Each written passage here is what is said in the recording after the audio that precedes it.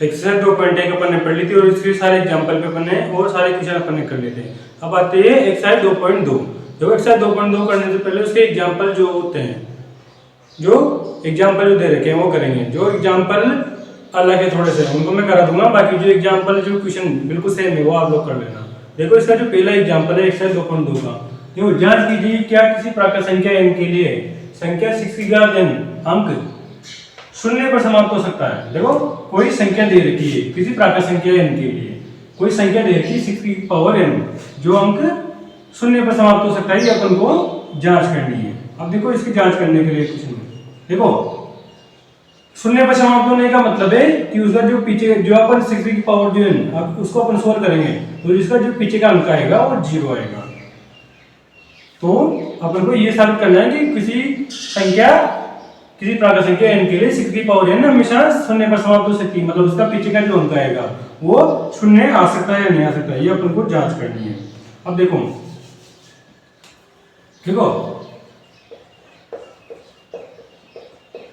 देखो अपन एक चीज हमेशा जानते हैं, जब भी अपन किसी संख्या अगर किसी संख्या के पीछे 0 है तो हम हमेशा उसमें 5 से भाज्य होगा वो। अगर किसी संख्या के पीछे 0 लगा हुआ है तो उसमें हमेशा 5 का भाग हमेशा जाएगा ही जाएगा। तो देखो हम जानते हैं कि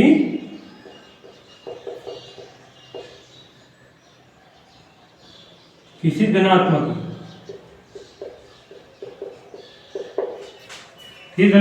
पूर्णांक के लिए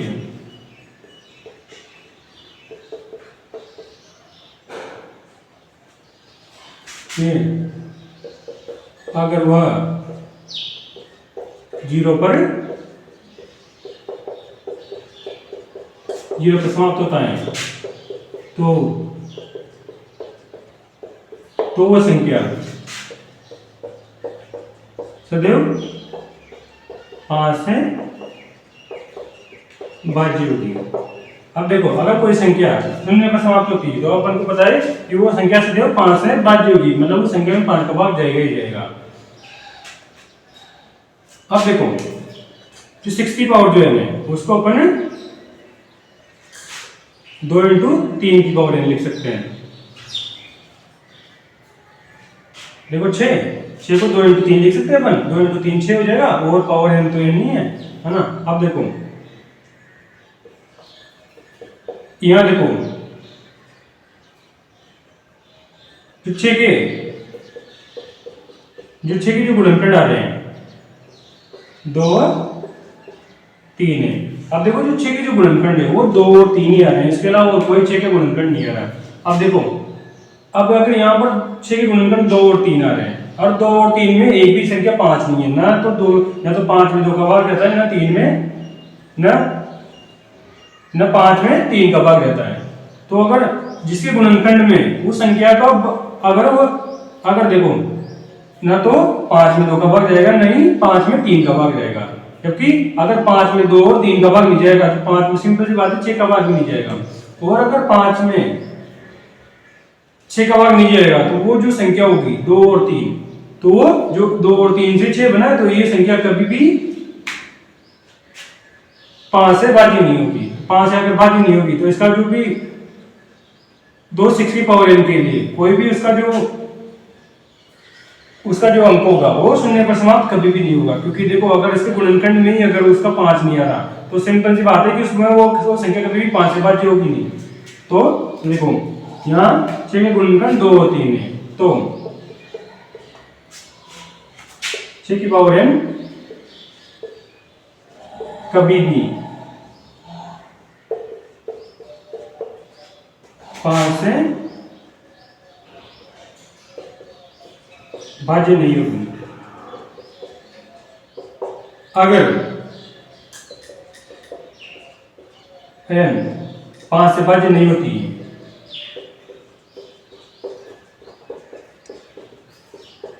तो n कभी भी शून्य पर समाप्त नहीं होगी।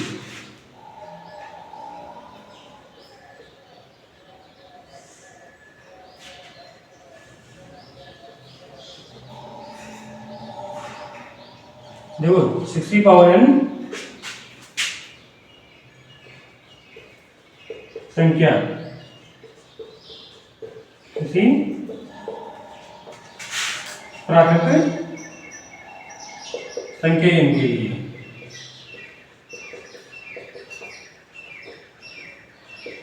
शून्य पर समाप्त नहीं होगी। ये अपन को सिद्ध करना था और अपन ने सिद्ध कर दिया। देखो पीछे की पावर n थी, उसमें देखा था अपन को सिद्ध करना था कि ये किसी प्राकृतिक संख्या n के लिए शून्य पर समाप्त होगी। अब देखो 6 की पावर n है, तो अपन को पता है कि अगर कोई संख्या शून्य पर समाप्त होती है तो उसमें हमेशा 5 का भाग जाएगा। जैसे फॉर एग्जांपल अपन कुछ भी संख्या ले लें, अगर 50 ले लें तो उसमें 5 का भाग हमेशा जाएगा, क्योंकि इसका जो पीछे का अंक है वो 0 है। और अपन वही देखा किसी अगर पीछे का अंक 0 है, अगर पीछे का अंक 0 आ जाता है तो हमेशा 5 से बाद 0 होगी, है ना। कोई भी संख्या ले लो, जैसे 130 ले लो, तो इसमें हमेशा 5 का भाग जाएगा। अगर किसी संख्या के लिए पीछे का अंक 0 आ रहा है तो 5 से बाद 0 की होगी। यहाँ पर 6 की पावर n अपन को संख्या दे रखी है। अगर 6 की पावर n है, अगर इसके गुणनखंड करेंगे तो 2 × 3 आएंगे 6 के गुणनखंड। अब 2 और 3 दोनों ही 5 से बाद नहीं है। अगर 2 और 3 इसमें जो 6 के गुणनखंड 2 और 3 है वो 5 से बाद नहीं है, तो 6 की पावर n कभी भी किसी प्राकृतिक संख्या n के लिए कभी शून्य पर समाप्त नहीं होगी।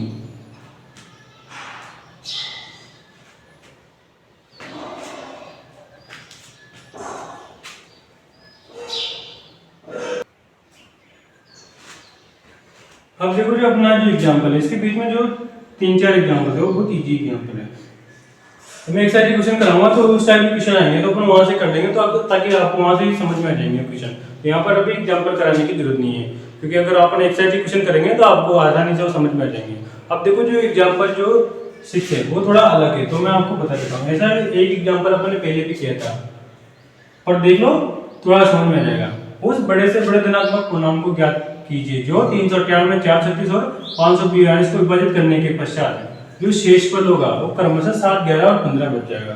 देखो वो एक ऐसी संख्या अपन को ज्ञात करनी है जिसमें तीनों संख्याओं का उसी संख्या का, अगर इन तीनों संख्याओं में अगर अपन भाग देते हैं तो वहां पर जो शेषफल होगा 398 में से 7 बच जाएगा, 436 में से 11 बच जाएगा और 542 में से 15 बच जाएगा। अब देखो वो संख्या से अपन भाग देने पर ये शेषफल पहले अपने पास शेषफल बच रहे हैं, तो अपन अपने पास पहले भी एक ऐसा एग्जांपल आया था जब अपन ने क्या किया था कि अपन ने जो शेषफल बचा था उसको पहले ही अपन ने माइनस कर लिया था, फिर अपन ने उसका एचसीएफ निकाला था।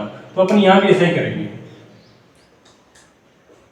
यहाँ पर भी अपन ने जो शेषफल बच रहा है उसको अपन पहले ही इसमें से घटा देंगे, फिर जो संख्या आएगी उसका अपन एचसीएफ निकालेंगे। अब देखो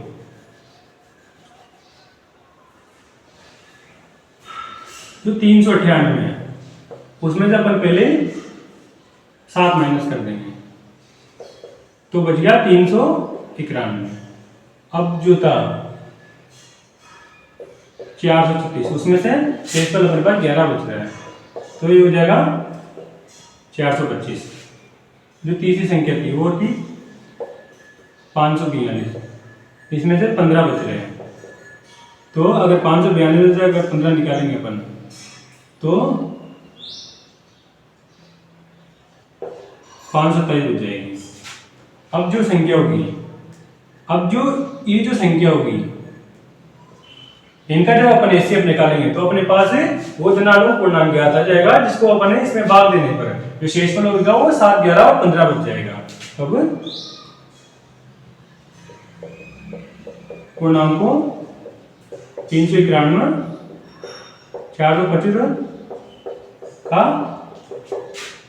एचसीएफ निकालने पर अब देखो जब पिछली बार जब अपन एचसीएफ निकाल रहे थे तो यूक्लिड विभाजन एल्गोरिथम विधि से निकाल लेते हैं जिसमें अपन दो संख्या होती थी, दोनों संख्या को एचसीएफ निकाल लेते हैं। पर अब अपने पास समस्या ये होगी कि अपने पास 3 संख्या होगी। अब 3 संख्याओं का एचसीएफ एक साथ निकालने के लिए अपन को अभाज्य गुणनखंड विधि का यूज लेना पड़ेगा, जो बहुत कॉमन विधि है और बहुत इजी भी विधि है। तो देखो यहाँ पर अपन अभाज्य गुणनखंड करेंगे 391, ये हो गया 425। आपने 9th क्लास में भी ये सब चीजें अभाज्य गुणनखंड निकालना सीखा होगा, तो आपको आता होगा थोड़ा सा। अब देखो भाई अभाज्य गुणनखंड का मतलब होता है इन संख्याओं में ऐसी संख्या का भाग देंगे जो संख्या अभाज्य संख्या होगी, अभाज्य संख्याओं का भाग देंगे। अब देखो 391 है, पीछे 1 आ रहा है, मतलब 2 का भाग तो कभी नहीं जाएगा। अब इसमें 3 का भाग देके देखेंगे, 3 का भाग देंगे तो 3 का भाग भी इसमें नहीं जाएगा। अगर 3 का भाग नहीं जाएगा तो अपन 5 का भाग देंगे। 5 का भाग देने के लिए कंडीशन ये होती है कि लास्ट टाइम की या तो 5 होना चाहिए या 0 होना चाहिए। अगर 5 और 0 नहीं है तो यहाँ 5 का भाग भी नहीं जाएगा। अब देंगे 7 का भाग,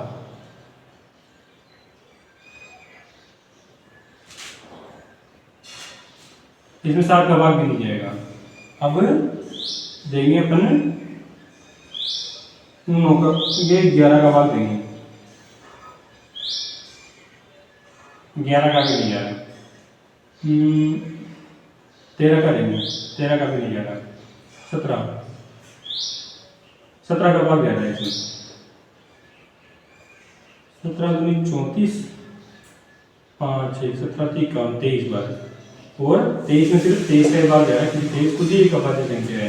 क्योंकि 391 के जो टुकड़े होंगे वो होंगे 17 × 23। अब देखो 425, 425 में सिंपल सी बात है, 2 का भाग तो नहीं जाएगा क्योंकि पीछे जो संख्या है वो 5 है। 5 में 2 का भाग नहीं जाता तो इसमें नहीं जाएगा। और इसमें 3 का भाग लेके देखेंगे, 3 का भाग भी नहीं जा रहा है इसमें। अब तो इसमें अगर सिंपल सी बात है, 3 का भी नहीं जा रहा तो 5 का तो जाएगा क्योंकि 5 के भाग देने के लिए कंडीशन है कि पीछे 5 होना चाहिए या 0 होना चाहिए। पीछे 5 है तो 5 का भाग चल जाएगा। तो 40 2 85 बार, 85 आ रहा है तो फिर से 5 का भाग जाएगा, 5 17 बार, 17 का एक बार। तो जो 425 का जो टुकड़े होंगे वो होंगे 5 × 5 × 17। अब देखो 527 में क्योंकि पीछे विषम संख्या है 7 तो इसमें 2 का भाग तो नहीं जाएगा। अब देखें 3 का भाग,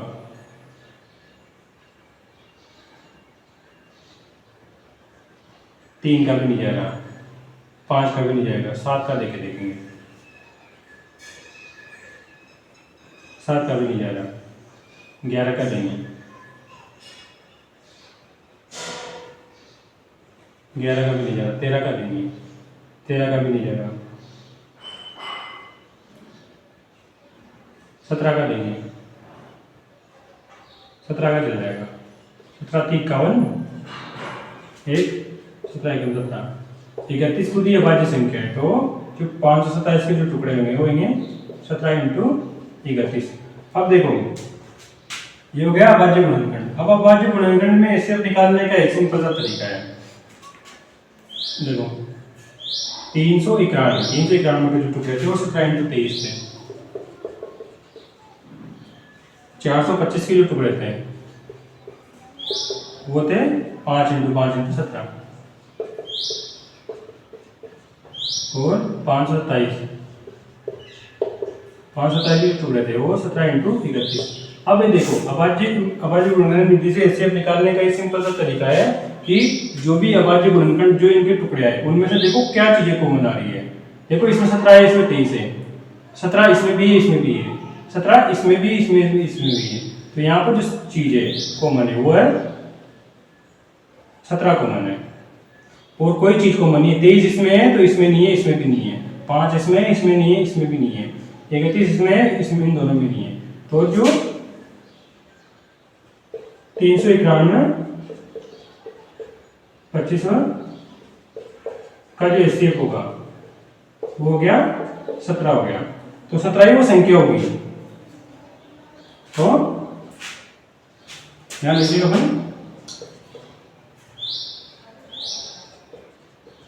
वह संख्या होगी जिसमें 391 436 और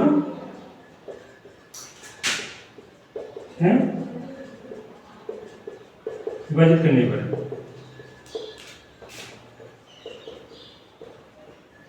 शेष पर विशेष पर 7 11 और 15 बचेगा।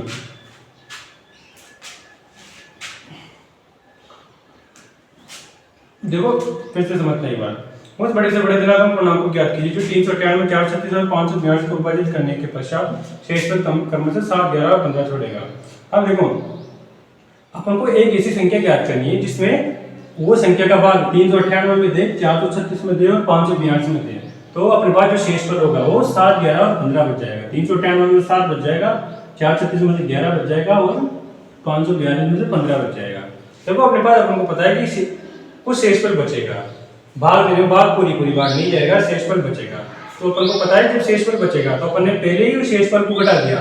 अगर अपन पहले शेष पर को घटा देते हैं तो जो संख्या जो आएगी उसमें उस संख्या का भाग पूरी बार जाएगा। अगर भाग पूरी बार जा रहा है तो यहाँ पर अपन एचसीएफ निकाल के उसका आंसर निकाल सकते हैं। तो देखो अपन ने जो माइनस किया तो अपन पास जो 3 संख्या आएगी, अब अपन ने 3 संख्या का एचसीएफ निकाल दिया।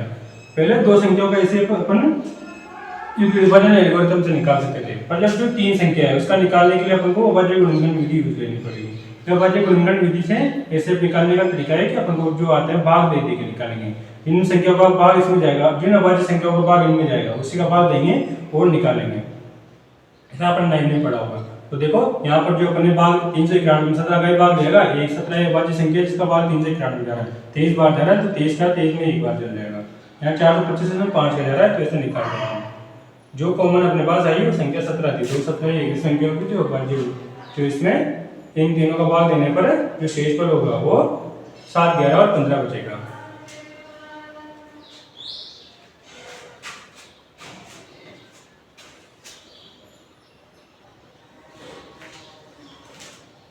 देखो अगला जो अपना एग्जाम्पल है, एग्जाम्पल 7।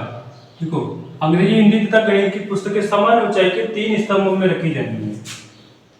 अंग्रेजी की पुस्तकों की संख्या 6 है, हिंदी की पुस्तकों की संख्या 240 और तथा गणित की पुस्तकों की संख्या 336 है। यदि ये मान लिया जाए कि पुस्तकें समान मोटाई की हैं तो सभी पुस्तकों के स्तंभों की संख्या ज्ञात करनी है। अब देखो अपने पास 3 सब्जेक्ट की जो पुस्तकें हैं, अब 3 सब्जेक्ट की पुस्तकें हैं उनकी मोटाई सेम है, अब उनको किसी स्तंभ के अंदर रखना है। अब देखो अपन को पुस्तकों की सारी मोटाई सेम है, अपन को उनको जो पुस्तकें हैं उनको अपन को किसी स्तंभ के अंदर रखना है। अगर अपन स्तंभ के अंदर रखेंगे तो स्तंभों की ऊंचाई जो है वो सेम है। अगर ऊंचाई सेम है तो उसके अंदर समान मोटाई की सेम पुस्तकें आएंगी। अगर इसके अंदर 5 आ रही है तो इसके अंदर भी 5 आएगी, इसके अंदर भी 5 आएगी, ठीक है। अगर इसके अंदर 10 आ रही है तो इसके अंदर भी 10 आएगी, इसके अंदर भी 10 आएगी। अगर इसके अंदर 2 आ रही है तो इसके अंदर भी 2 आएगी, इसके अंदर भी 2 आएगी। तो एक ऐसी कॉमन संख्या अपन को ज्ञात करनी है ताकि वो सारी इसमें आ सके। अब देखो फॉर एग्जांपल आप खुद से ले लो। अगर आपके पास अगर आप 3 दोस्त हो, अगर तीनों के पास है, किसी के पास 8 चॉकलेट है, किसी के पास 12 है, किसी के पास 20 है, तो अगर मैं आपसे बोलूं कि अपन को जो चॉकलेट होती है मैं तुम सबसे चॉकलेट लूंगा और समान चॉकलेट लूंगा और फिर भी तुम्हारे पास है बिल्कुल सेम तरह के कुछ चॉकलेट बचनी चाहिए, मतलब सेम गुणा में चॉकलेट बचनी चाहिए। अगर तुम्हारे पास एक के पास 8 है, एक के पास 12 है, एक के पास 20 है, तो मैं तुम लोगों में से इनमें से कुछ चॉकलेट कॉमन लूंगा। देखो इनमें से कॉमन क्या आ रहा है, 4 कॉमन आ रहा है, क्योंकि यहाँ से अगर 4 ले लूंगा तो यहाँ पर 4 बच जाएगी, यहाँ पर 8 बच जाएगी और यहाँ पर 16 बच जाएगी। तो अपन 4 के इसके पास 4 का 1 खांचा बन सकता है, इसके पास 4 के 2 खांचे बन सकते हैं, इसके पास 4 के 4 खांचे बन सकते हैं। तो अपन को यहाँ पर सिंपल सी बात है, अपन को यहाँ पर जो निकालना है वो इन संख्याओं का एचसीएफ निकालना है, क्योंकि अपन को एक संख्या कॉमन संख्या चाहिए। जब कॉमन संख्या जब भी आती है तो अपन ने देख लिया कि यहाँ पर जब अपन एचसीएफ निकालते हैं तभी अपने पास कॉमन संख्या आती है। तो देखो प्रश्नानुसार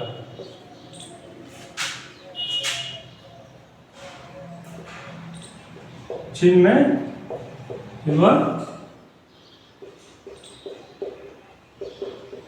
का एचसीएफ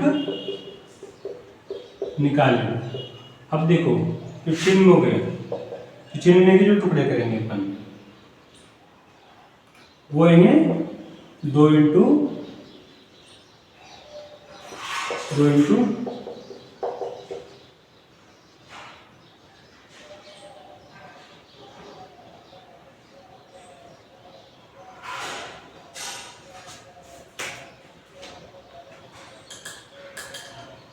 इंटू 3।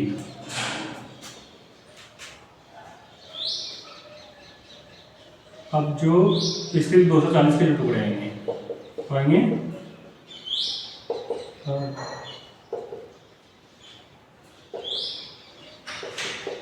ये आएंगे, और जो 336 के आएंगे वो आएंगे 2 इंटू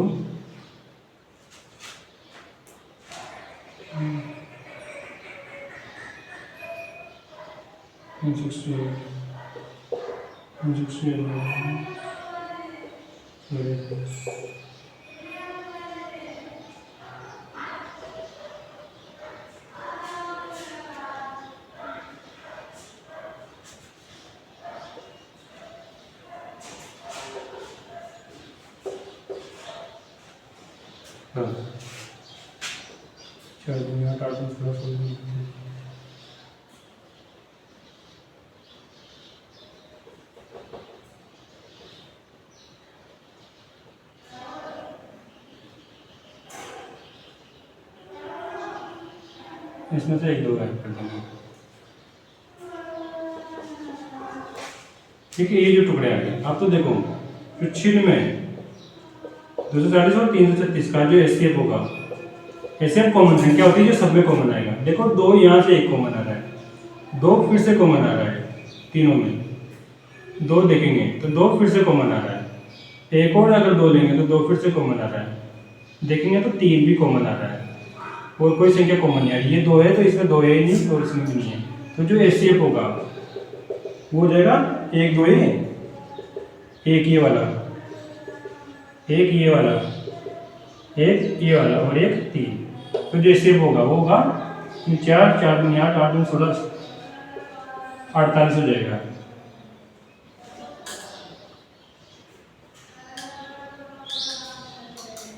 अब देखो जो 48 हो गए तो अपन मान सकते हैं कि जो एक कॉलम होंगे उसमें 48 किताबें आ जाएंगी। अगर 48 किताबें आ जाएंगी तो देखो अपन को क्या निकालना है, उस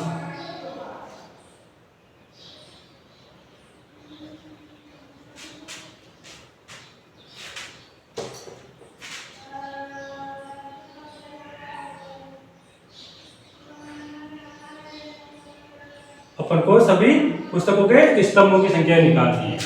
देखो अपने पास पता है कि अपन के पास एक कॉलम में 48 पुस्तकें आ जाएंगी, तो अपन को पता करना है कि किस सब्जेक्ट की कितने कॉलम बनेंगे।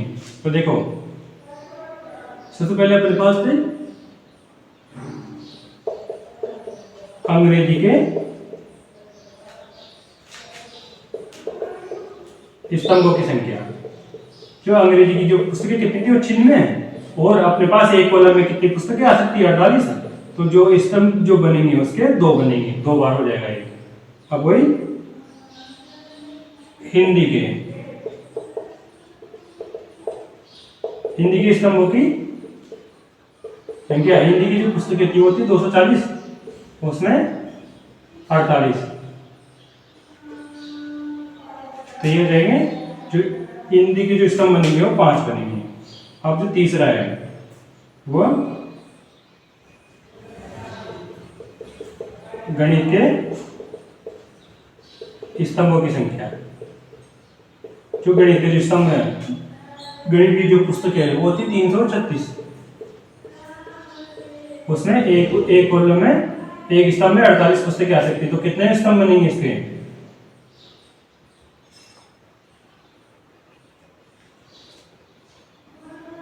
7। तो आंसर आ गया अपने पास 2 5 और 7, ये अपने पास आंसर हो गया। तो इसके जो एग्जाम्पल है वो खत्म होते हैं। अब चलेंगे एक्सरसाइज की क्वेश्चन।